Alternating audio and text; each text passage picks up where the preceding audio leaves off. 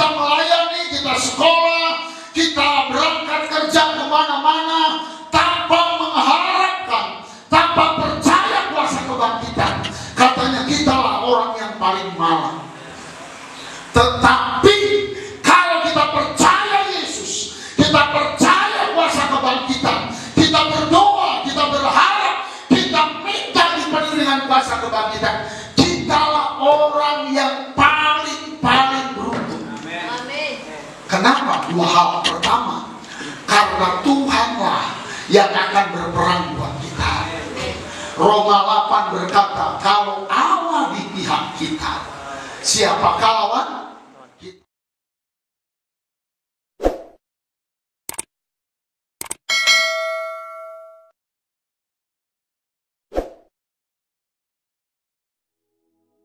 Shalom saudara, di era Pentakosta ketiga ini, Gembala kita, Pendeta Dr. Insinyur Niko Nyotra Harjo, terus menekankan mengenai pencurahan Roh Kudus yang terbesar dan terakhir, sedang dan akan terjadi, supaya menyelesaikan amanat agung Tuhan Yesus. Nah, kita perlu memahami bahwa amanat agung bukan hanya mengenai penginjilan untuk membawa orang-orang yang belum bertobat masuk ke dalam Kristus, namun mengenai mengajar orang-orang percaya supaya menjadi serupa dengan Kristus. Bagaimana hal tersebut dapat terjadi? Tuhan Yesus katakan, "Jadikan semua bangsa muridku." Pemuritan adalah bagian yang sangat penting dalam penyelesaian amanat agung Tuhan Yesus. Kabar baiknya, di seluruh dunia, hampir semua gereja memiliki program pemuritan yang sudah berjalan sejak gereja tersebut ada. Namun, pada tahun 2021, Dr. George Barna dari Barna Research memberikan satu statement yang mengejutkan sebagai hasil survei mendalam mengenai generasi muda. Dia berkata, pelayanan yang dilakukan oleh gereja selama 5 dekade terakhir sudah tidak dapat digunakan lagi kepada generasi muda saat ini. Pertanyaannya adalah, bagaimana kita menyesuaikan program-program pemuritan yang sudah ada supaya relevan dengan generasi kita saat ini? Salah satu jawaban yang disarankan oleh David Kinnaman dan Mark Matlock dalam buku Faith for Exiles adalah dengan pemuritan vokasional. Pemuritan vokasional dikatakan dapat membangkitkan satu generasi muda untuk menjadi resilient disciples atau murid-murid yang tangguh. Ciri-ciri resilient disciples adalah yang pertama, hadir beribadah di gereja dan aktif, bukan hanya sekedar datang untuk beribadah saja. Yang kedua, mereka percaya penuh pada otoritas kebenaran firman Tuhan. Yang ketiga, mereka berkomitmen secara pribadi kepada Tuhan Yesus, yaitu percaya bahwa Dia disalibkan dan dibangkitkan dari kematian dan mengalahkan dosa dan maut. Yang keempat adalah mereka menyatakan kerinduan dan percaya bahwa mereka dipanggil untuk mengubahkan masyarakat supaya menjadi lebih baik. Jadi, seperti apakah pemuritan vokasional yang dapat membangkitkan resilient disciples itu? Selain bersama-sama mempelajari Alkitab, murid-murid dibimbing dalam hal vokasi atau keahlian yang dimilikinya. Bayangkan seorang calon dokter yang dibimbing oleh seorang dokter ternama yang takut akan Tuhan. Selain mengarahkan untuk sukses sebagai seorang dokter, sang mentor juga membagi hidup dan pengalamannya bagaimana dia menjadi sukses dalam profesinya. Atau mungkin seorang pengacara yang berbagi tips untuk tetap takut akan Tuhan di saat menghadapi dilema moral. Pemuritan vokasional bukan hanya khotbah, berbagi cerita tentang kesuksesan atau mendapatkan kekayaan yang berlimpah. Namun pemuritan vokasional adalah mempersiapkan generasi muda untuk menjalani hidup mereka di dunia kerja dan bagaimana menghadapi situasi atau realita apabila mereka tidak mendapatkan apa yang mereka harapkan. Pemuritan vokasional ada untuk anak-anak muda mengetahui dan menghidupi panggilan Allah dalam hidup mereka, terutama dalam area pekerjaan, tapi juga untuk mengarahkan ambisi mereka kepada kerajaan Allah. Setelah mengetahui dampak luar biasa dari pemuritan vokasional, hal-hal apa sajakah yang perlu diperhatikan untuk mewujudkannya? Yang pertama adalah aplikasi nilai-nilai kerajaan Allah. Generasi muda Kristen umumnya mengetahui bahwa iman Kristiani dan kehidupan sehari-hari adalah hal-hal yang tidak terpisahkan.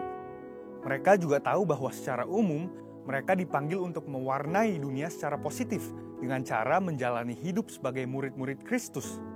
Yang mereka butuhkan adalah bagaimana secara lebih spesifik menjalankannya di area pekerjaan yang spesifik pula. Yang kedua adalah hubungan antar generasi.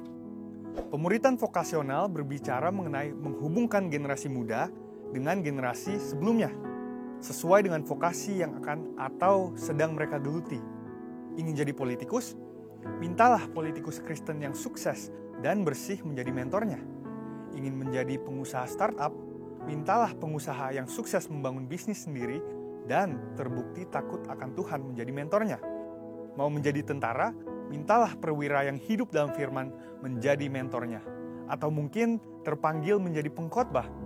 Selain masuk sekolah Alkitab, mintalah seorang pengkhotbah yang baik untuk menjadi mentornya. Poin yang ketiga adalah pemuritan vokasional membutuhkan komitmen yang serius. Pemuritan vokasional bukan ibadah raya atau kelas-kelas Alkitab, tetapi suatu kedekatan khusus antara murid dan mentor. Ini membutuhkan komitmen dan upaya yang lebih dari pihak mentor. Sang mentor membagikan bukan hanya hal-hal baik yang dia terima dan yang dilakukan dalam bidang pekerjaannya, tetapi juga dengan terbuka mengenai pengalaman buruk yang dialaminya. Mentor membagikan bagaimana ia menang atas semua hal itu. Dengan kuasa Roh Kudus di era Pentakosta ketiga ini dan melalui pemuritan vokasional, kiranya dibangkitkan generasi Yeremia yang menjadi resilient disciples. Saudara, untuk penjelasan lebih lengkapnya dari tim teologi kami, silahkan klik link yang ada di atas atau scan QR Code yang tersedia. Tuhan Yesus memberkati.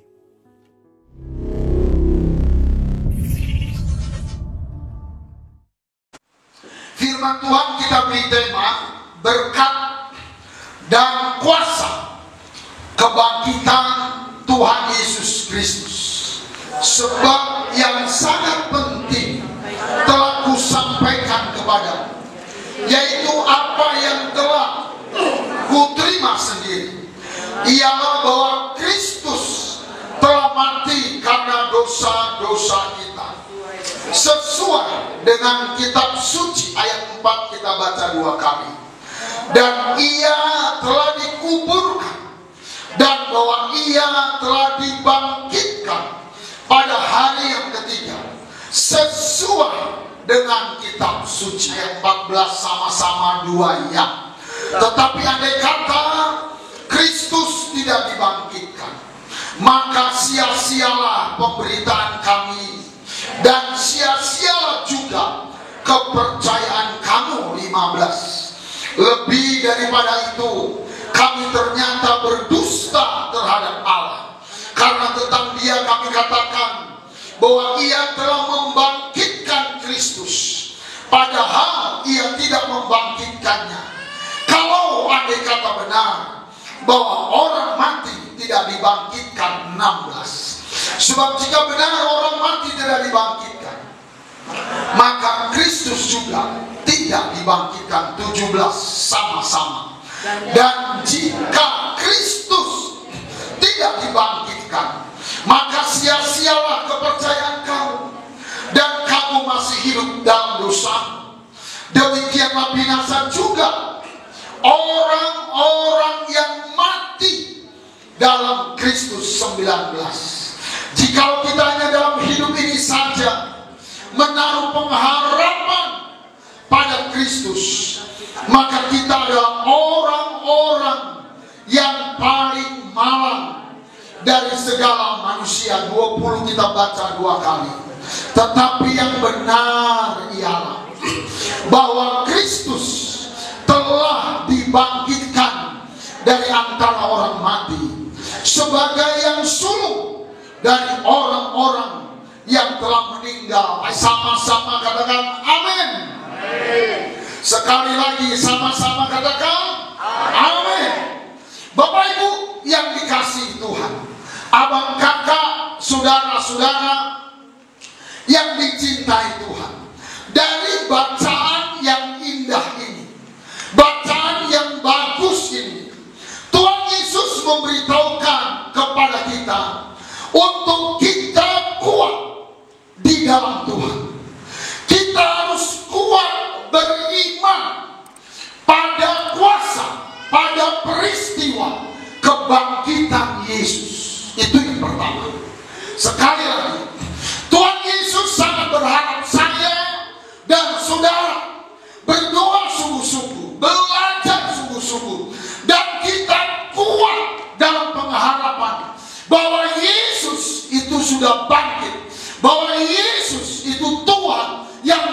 luar biasa bangkit. Hidup kita harus melekat kepada Yesus itu. Katakan amin. Yang kedua, kenapa saudara? Karena kalau kita sungguh-sungguh percaya pada kuasa kebangkitan Yesus, maka iman kita akan kuat. Karena di dalam kuasa kebangkitan Tuhan Yesus ada banyak kemenangan-kemenangan, ada banyak berkat-berkat, ada banyak mujizat-mujizat yang sangat berguna buat hidup kita sehari-hari, buat sekolah kita, buat keluarga kita, dan buat masa depan kita. Yang diberkati sama-sama katakan amin. Hari ini kita belajar 3. Yang pertama, berkat dari kebangkitan Yesus. Yang pertama, ayat 14. Saudara, berkat pertama, dengan kebangkitan Yesus, pemberitaan Injil tidak sia-sia. Karena Yesus bangkit, melayani Tuhan tidak sia-sia. Kerja buat Tuhan tidak sia-sia.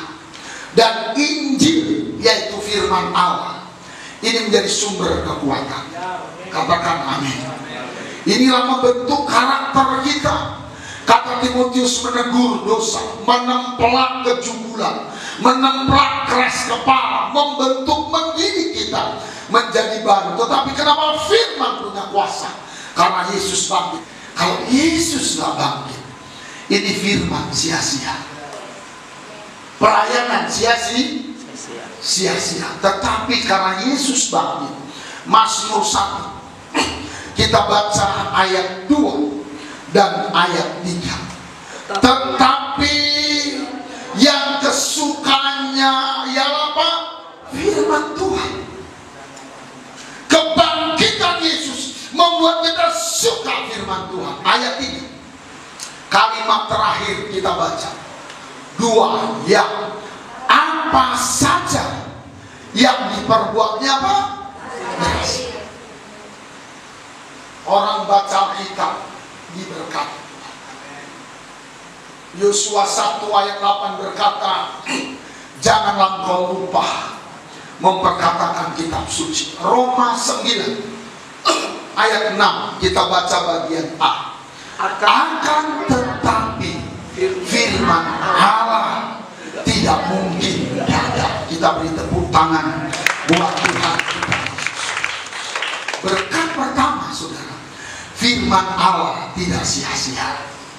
Saudara bangun pagi, ada firman Tuhan, Bapak kirim, saudara kirim via WA, itu tidak sia-sia. Ada untung yang kau dapat yang diberi Tuhan. Karena itu jangan malas membagikan firman Tuhan. Kita ceritakan kebaikan Tuhan, itu tidak sia-sia. Katakan amin. Kenapa? Karena dia bang. Yang kedua saudara, ayat 17 1 Korintus 15 ayat 17. Alkitab kita berkata, kebangkitan Kristus telah membuat iman, membuat kepercayaan, membuat pengharapan kita itu jadi berkuasa dan memiliki kekuatan yang luar biasa. Amin saudara. Saudara, dulu kalau kita cuma modal iman, modal percaya, modal berharap, disuruh pulang. Karena itu sama dengan tidak punya modal. Tetapi dengan Yesus bangkit, semua orang bisa berhasil. Hanya mulai dengan modal iman. Kalau Kristus tidak bangkit, kau sia-sia, kau gak bisa jadi orang berhasil. Kita jadi muda. Saudara, di zaman hukum Taurat perjanjian lama, marga mutajulu gak boleh pendeta. Marga butar-butar gak boleh pendeta. Marga kuntum gak boleh pendeta. Yang boleh jadi hamba Tuhan, yang boleh masuk rumah Tuhan, hanya suku Lewi.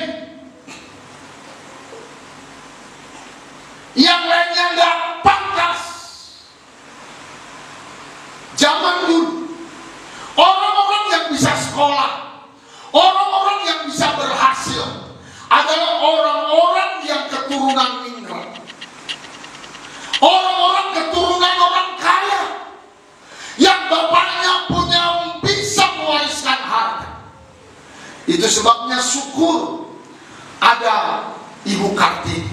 Amin, saudara.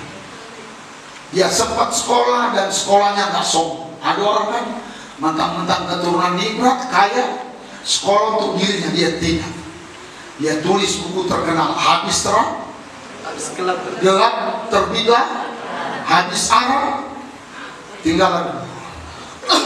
Saudara, dia cerita, kita ini yang tidak keturunan raja, nggak ngaku. Alkitab mencatat kita jadi budak. Jadi budak. Kalau kita jadi budak zaman Israel, telinga kita ditindik di pintu rumah. Ada lubang tinggi, tandai budak. Kalau budak itu perempuan,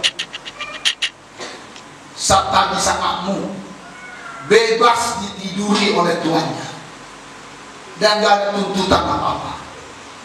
Kalau dia punya anak, itu anak tuannya, dia bisa diusir. Nggak ada apa-apa. Yang bisa orang berhasil, anak raja, anak orang kaya, keturunan ningrat. Itulah yang terjadi. Itu sebabnya di India banyak orang bertobat dari kasta-kasta yang rendah-rendah, kasta-kasta yang tidak dihitung, kasta-kasta budak-budak. Kenapa? Karena Yesus bangkit.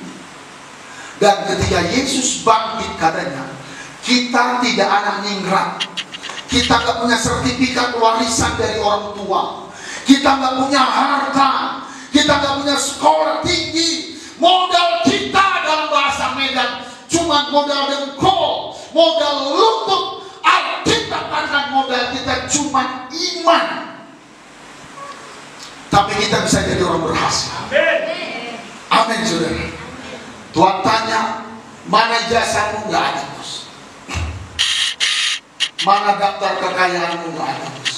Saudara dikasih Tuhan, tapi karena Yesus bangkit, saudara, kita anak-anak muda, orang-orang sederhana, kita gak punya garis keturunan ningrat, kita bisa sukses. Kenapa? Karena ada Yesus. Katakan amin. Sekarang di dalam Kristus, untuk jadi orang berhasil, orang berguna, orang melayani Tuhan, bukan harus anak ningrat, bukan harus orang kaya, bukan harus sekolah di luar negeri, tapi punya iman. Amin, saudara. Tuhan perhitungkan iman kita.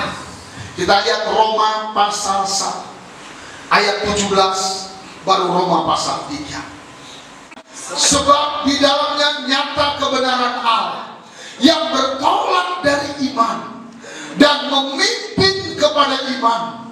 Sebab ada tertulis, orang yang benar akan hidup oleh iman.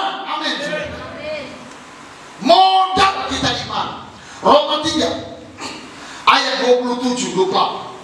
Jika demikian, apakah dasarnya untuk kita berbangga atau bermegah?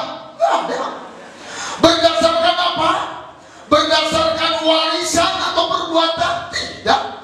Melainkan berdasarkan iman. Saudara yakin masuk surga? Siapa yang percaya masuk surga? Berdasarkan apa? Iman. Ayat 28. Karena kami yakin, seyakin-yakinnya, bahwa manusia dibenarkan karena iman dan bukan karena ia melakukan hukum Taurat. Inilah yang menerobos manusia. Amin. Sejak Yesus bangkit, tatanan kebudayaan manusia berubah. Orang yang ibadah hari Sabat, hari Sabtu jadi hari Minggu, karena Yesus bangkit hari Minggu. Diubah. Orang berhasil bukan hanya karena sekolahnya tinggi. Kita harus sekolah tinggi, kita harus punya warisan, kita harus punya orang tua, kita harus punya koneksi. Tapi Yesus rubah. Kita tidak dibenarkan karena itu, tapi kita dibenarkan karena percaya kuasa kebangkitan. Aku pulang ke rumah nanti aku lihat kaca. Biarpun hidungku agak pesek, udah pesek-pesek masuk surga. Karena iman. Bisa bilang amin. Roma 10 ayat 11 berkata orang beriman tidak pernah dipermalukan kalau kita percaya Yesus bangkit. Katakan amin, saudara. Dan kita baca Yohanes 11 ayat 40. Jawab Yesus, bukankah sudah kukatakan kepadamu, jikalau kau percaya, apa katanya? Engkau akan melihat kemuliaan Allah. Katakan amin. Sekarang pun kita, mungkin kita ada bagian yang hadir ini tidak punya warisan, dompet kita kosong, semuanya tidak ada. Tapi dengar, percayalah pada Yesus. Dia sudah mati, dia bangkit. Karena Yesus, kalau kita percaya kuasa kebangkitan, modal iman pun kita selamat. Amin, saudara. Berimanlah, bermimpilah, bercita-cita. Karena sukses dimulai dari iman.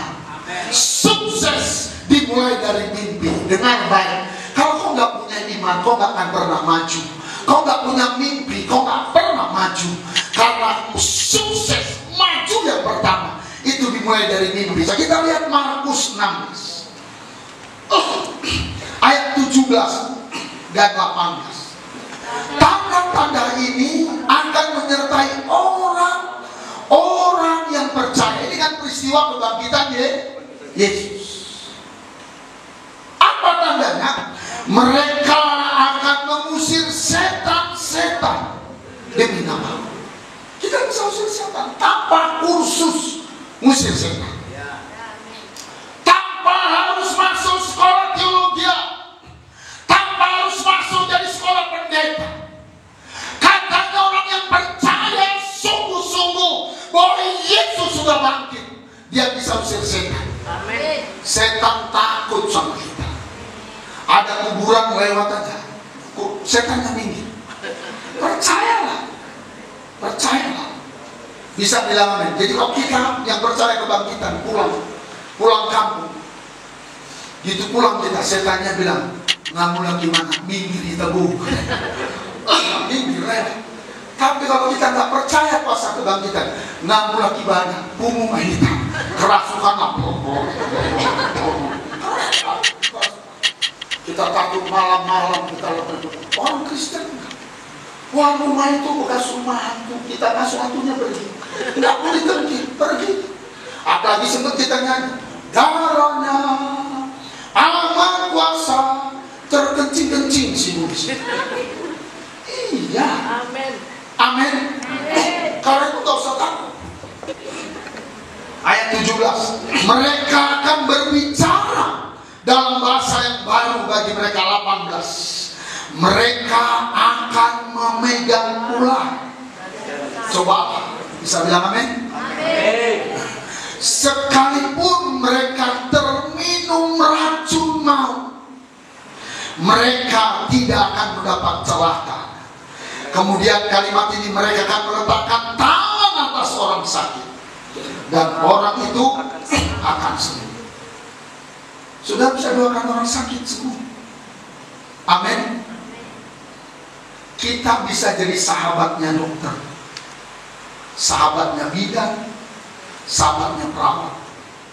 Dokter kuliahnya lama atau cepat? Lama. Bidan kuliahnya lama atau cepat? Lama. Kalau ada kuasa kebangkitan, ada yang sakit mendesak, kok bisa datang? Kok tumpang tangan? Dalam nama Yesus, dalam nama Yesus, dalam nama Yesus sembuh.